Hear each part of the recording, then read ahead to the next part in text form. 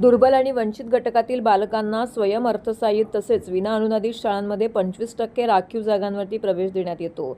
यंदाच्या शैक्षणिक वर्षासाठी ऑनलाईन पद्धतीने अर्ज प्रक्रिया सुरू करण्यात आली होती। 10 मार्चपर्यंत अर्ज करण्याची मुदत होती, परंतु ही मुदत आता वाढवण्यात आलेली आहे।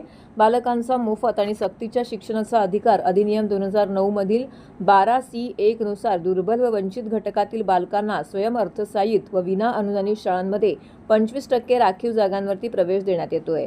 यंदाच्या म्हणजे 2026-27 या शैक्षणिक वर्षासाठी ऑनलाईन पद्धतीने ही प्रक्रिया राबवण्यात येत आहे। RTE 25% प्रवेशासाठी बालकांच्या पालकांकडून ऑनलाईन अर्ज भरण्याची प्रक्रिया 17 फेब्रुवारी रोजी सुरू करण्यात आलेली आहे। 10 मार्चपर्यंत अर्ज भरण्यासाठी मुदत देण्यात आली होती। पालकांना अर्ज सादर करण्यासाठी अधिक वेळ मिळावा यासाठी RTE 25% प्रवेशासाठी ऑनलाईन अर्ज भरण्याची मुदत आता 18 मार्चपर्यंत वाढवण्यात आलेली आहे। क्षेत्रीय स्तरावरील सर्व संबंधित अधिकारी, कर्मचारी आणि शाळांनी ही माहिती जास्तीत जास्त पालकांपर्यंत पोहोचवण्यासाठी आवश्यक त्या उपाययोजना कराव्यात, अशा सूचना ठाणे जिल्हा परिषदेच्या शिक्षण विभागामार्फत देण्यात आलेल्या आहेत।